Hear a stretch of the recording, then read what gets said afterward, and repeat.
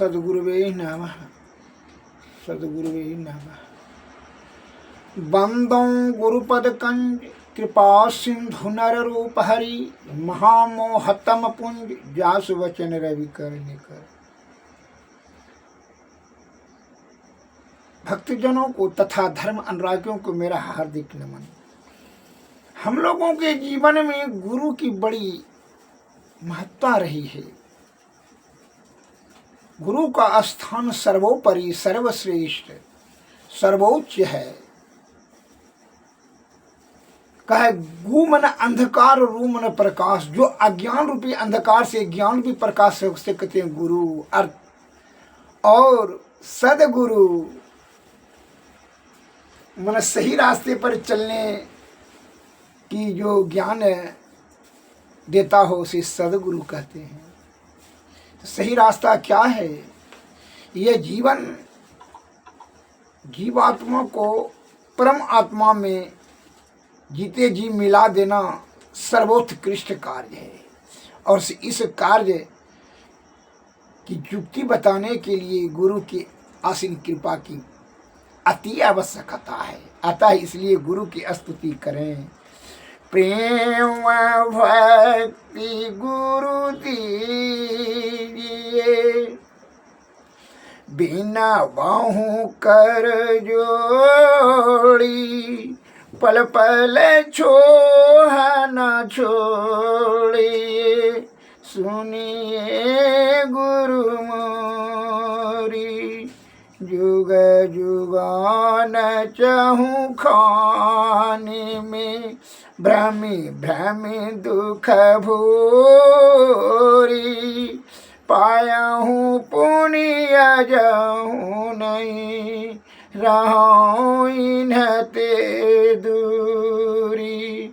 पल पल मन माया रमई, कबहूँ भी लगना होता, भक्ति भेद बिसरा रहे, दुखी सही सही रोता। गुरु दयाल दया करी, दिए भेद बताई, माया भाग्य जीव के दिए भाग जगाई। पर निजवल कछु नाही है, यहीं बनहि कमाई, सोबल तब ही पावहूँ गुरु होय सहाई। दृष्टि टिकै श्रुति धुन भ्रमई, आस करु गुरुदाया, भजन में मन यही सोरमई, जस रमय सुमाया। जोत जगे धुनि सुनी पड़ई, सुरति चढ़ई आकाशा, सार धुन में लीन होई, लहे निज घरवासा। निजपन की जत कल्पना, सब जाय मिटाई, मनसा वाचा कर्मणा, रहे तुम में समाई। आस त्रास जग के सबई, सब बैरन सकल भूले के रहे, गुरु तुम पद सनेहु। काम क्रोध मद लोभ की नहीं वेग सतावे, सब प्यारा परिवार यरु संपत्ति नहीं भावै।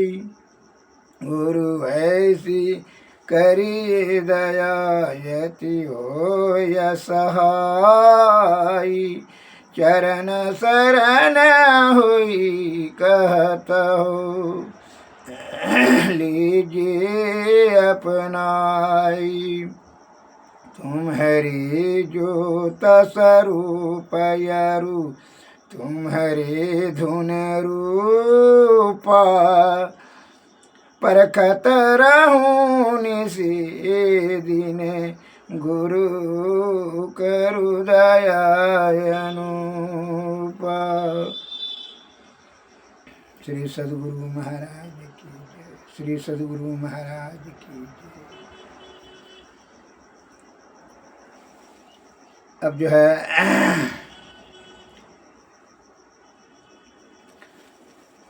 गुरु इस स्तुति में गुरु से नम्र निवेदन आर्य विनती कर रहे हैं, हे गुरुदेव, अनादिकाल से जीवात्मा विषय में आसक्त होकर करके नाना प्रकार का दुख सह रहा है। अतः कृपा कर करके आप इसकी मुक्ति करवाने के लिए युक्ति बतावें,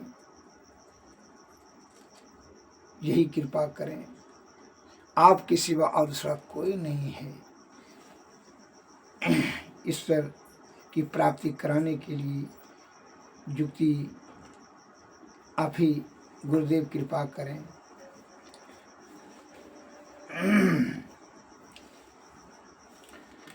तो यह कैसे कृपा करेंगे? जब उनके ऊपर उनके शरण में जाएंगे शुद्ध चित्त आत्मा से श्रद्धा और पूर्ण विश्वास के साथ में। बिना श्रद्धा का सिद्धि नहीं, पूर्ण विश्वास के साथ जाएंगे और उनके चरणों का सेवा करेंगे तो उनकी कृपा होगी। और तब कृपा से वो युक्ति बताएंगे, युक्ति से भक्ति, भक्ति से तब मुक्ति हो जाएगा। किसका? जीवात्मा का। सत्संग का महत्व बहुत अधिक है, इसलिए सत्संग में पहले जाएं। सर्वप्रथम कहा कि बिनु सत्संग विवेक न होई। राम कृपा बिनु सुलभ न सोई। सोई जानो सत्संग प्रवाहु। लोकन वेदन यान उपाऊ। बिना सत्संग का कोई भी प्राणी विवेकशील नहीं हो सकता है। लोक और वेदों में यह बात पूर्ण रूप से वर्णित किया गया है, कहा गया है। इसलिए सर्वप्रथम सत्संग में जाइए, तभी सद्बुद्धि होगी, सत्वगुण में रहेंगे, सदाचार का पालन करने में सामर्थ्यवान होंगे। तब सदगुरु से दर्शन होगा और सदगुरु का ही तब जो है निष्कपट और श्रद्धा युक्त कर करके पूर्ण विश्वास के साथ उनके चरणों में रह करके उनका सेवा करेंगे तो उनकी तब कृपा होगी। तब वो उन्होंने युक्ति बताएंगे, युक्ति से तब भक्ति करेंगे, भक्ति से तब मुक्ति होगा। मैं एक उपमा देता हूँ, उदाहरण देता हूँ। सत्संग से चित्त की शुद्धि होती है और कुसंग से क्या होता है? चित्त की अशुद्धि। सत्संग महात्मा पर एक कथा है, वह कथा मैं आपके समक्ष कह रहा हूं, सुने। एक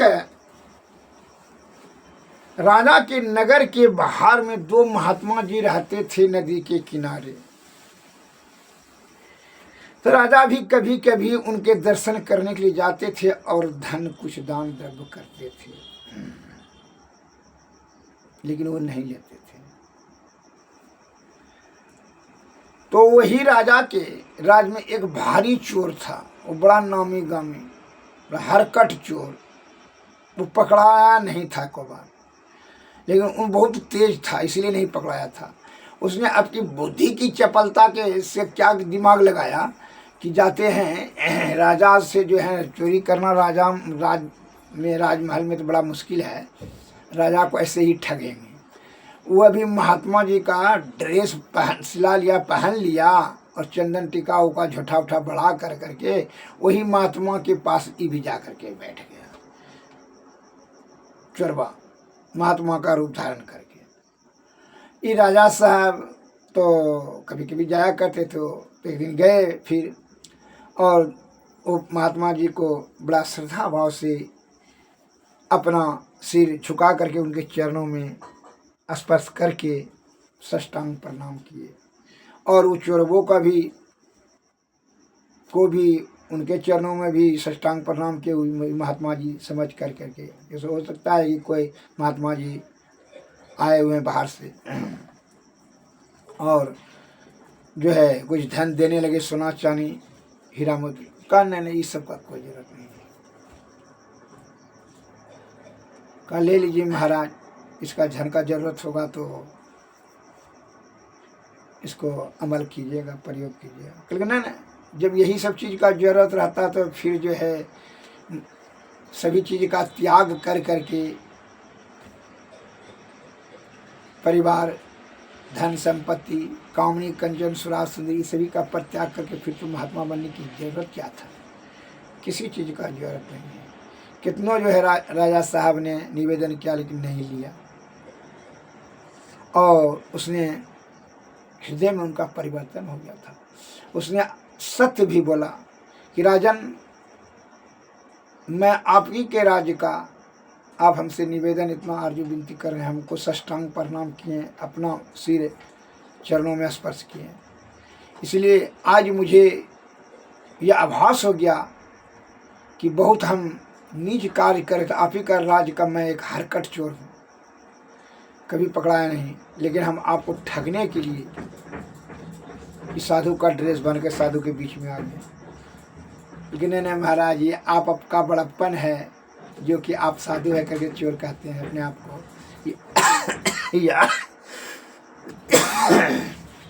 या आपकी महानता है, हम समझ रहे हैं। संत चरित सर सरी सकपासु, सरस निरस विषय में फल जासु। संत का चरित्र रुई के समान, ऊपर से खोल कतनों पहना लिया जाए, कई प्रकार का हरा, लाल, पीला, काला, ब्लू इत्यादि, लेकिन भीतर में रुइया तो एक ही है, उजला। इस प्रकार सुदूचित आत्मा आपका होगा, इसीलिए आप ऐसा भाव व्यक्त कर रहे हैं कि किसी प्रकार हमको यह लेना नहीं पड़े, क्योंकि विश्वास कीजिए। तो ठीक है, तो जब आप कहते हैं महात्मा जी कि आप चोर हैं हमारे नगर का, तो फिर आप ले क्यों लेते हैं धन को? क्योंकि उसने कहा चोर बने हुए महात्मा ने कि हाथी का सवारी कर करके कोई गधई का सवारी नहीं करता है राजा साहब।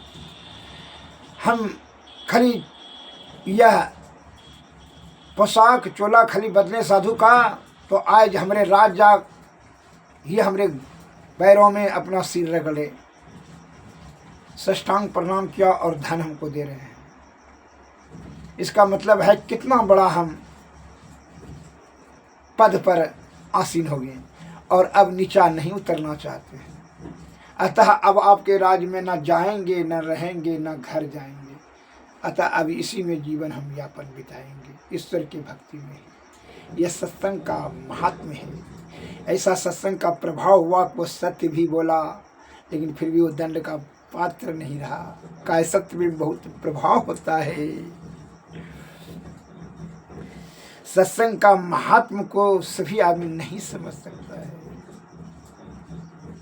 जो विषया आसक्त है, लेकिन वह भी अगर यदि सत्संग में जाने लगे तो उनका हृदय धीरे धीरे धीरे जैसे बहुत दूषित हो गया है वस्त्र, तो उसको सरफ साबुन से मलते मलते क्या होता है, साफ हो जाता है। उसी प्रकार मन का मैल सत्संग में जाने से धीरे धीरे धुल जाएगा, मिटते जाएगा। सुनी समझें मन मुदित मनो मन जही जही अनुराग लई चार फल अक्षत जनो साधु समाज पर्याग। साधु समाज पर्याग जो है चारों फल की प्राप्ति होती है। साधु महात्मा कहते हैं कि सुनी समझे जो संतों के शब्दों को सुन करके समझ लें और समझ करके सही अवसर आने पर अमल करें, उन्हें चारों फल की प्राप्ति होगी। कौन? धर्म अर्थ काम और मोक्ष, चारों चीज की प्राप्ति हो जाएगी, इसमें जरा भी संशय नहीं है। अब देखिए उनको धन भी दे ही रहे थे राजा साहब, और उनको प्रणाम भी किया, आदर सम्मान भी दे रहे थे, धर्म भी हो गया, सत्संग भी हो गया। अब उनका जो है सत्संग के प्रति दृढ़ प्रेम हो गया, अगाध प्रेम हो गया, तो अब मोक्ष भी हो जाएगा।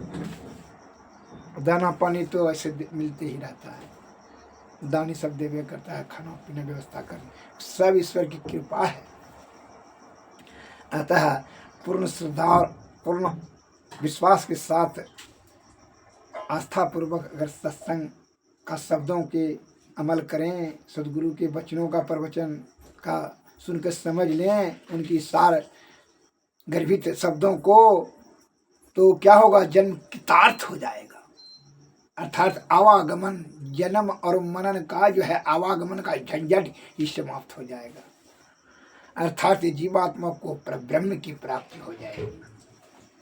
सदगुरु महाराज की जय। सत्संग में जाने से सत्य वचन आप बोलने के लिए सीख लेंगे। आपको नफरत होते चले जाएगा झूठ से, अब झूठ से दूर रहेंगे।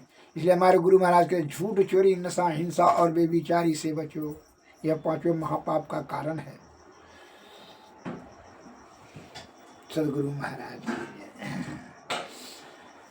अब जो है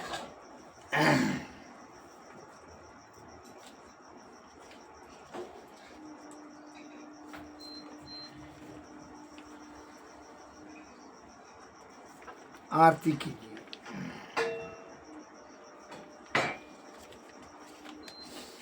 आरती तन मंदिर में कीजिए, दृष्टि जुगल कर सन्मुख दीजिए। चमक बिंदु सूक्ष्म यति उजल, ब्रह्म ज्योति अनुपम लख लीजिए। जगमग जगमग रूप बरमंडा, निरखी निरखी ज्योति तज दीजिए। सबदा सुरतया व्यास सरल तर, करि करि सार सबद लीजिए। ऐसी जुगति काया गढ़ त्यागी, भव भ्रम भेद सकल मल चीजिए। भव खंडन आरती यह निर्मल, करी में ही अनुपम रस पीजिए। आरती तन मंदिर में कीजिए, दृष्टि जुगल कर सन्मुख दीजिए।